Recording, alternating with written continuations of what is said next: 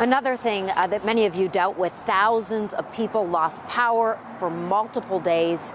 And obviously that was a whole nother part to this blizzard, another impact. So we went out to ask the question, why was power out for so long and what can be done differently next time? And our Ed Dranch got some answers for us.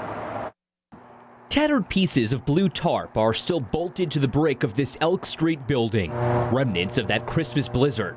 The tarps used as an envelope with big heaters to thaw this frozen substation. This was something that, was new, but we're going to use it as a learning experience. Ken Kajawa is National Grid's regional director. He says this was one of 3 substations to freeze across the city. Kajawa says there was so much snow blown into these cages, the brick wall acting like a backstop, tripping the system, causing many of those power outages. We knew that the snow was coming. We knew the wind was coming. But again, typically snow doesn't impact our system to any great degree. Knowing what we now know, that the brick walls acted like a backstop, was there no one inside headquarters that said, hang on a second, this might be an issue? Well, as I mentioned earlier, this was something we've never faced before, and this is unique.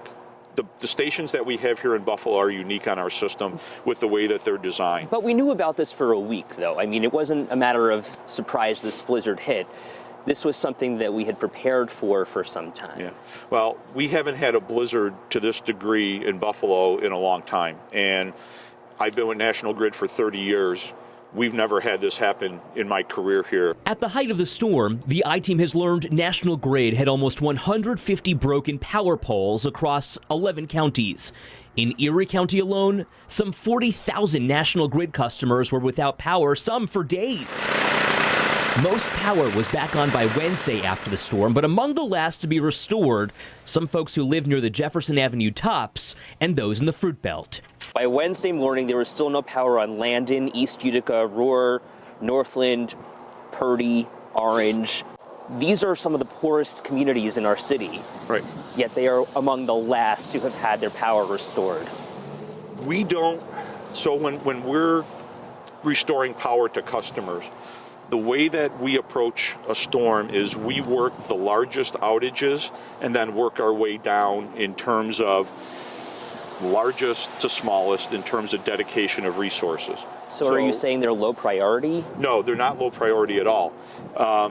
Every customer is important to us. What we're saying is we have to dedicate and allocate our resources to the largest outages. We're trying to bring up the largest amount of customers in the shortest amount of time, and then we work our way down. I guess moving forward, these are the people who can't afford to stock their houses full of food, whose food may have expired.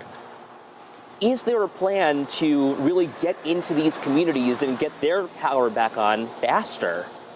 Well, again, it all depends upon the nature of the outage that we're dealing with.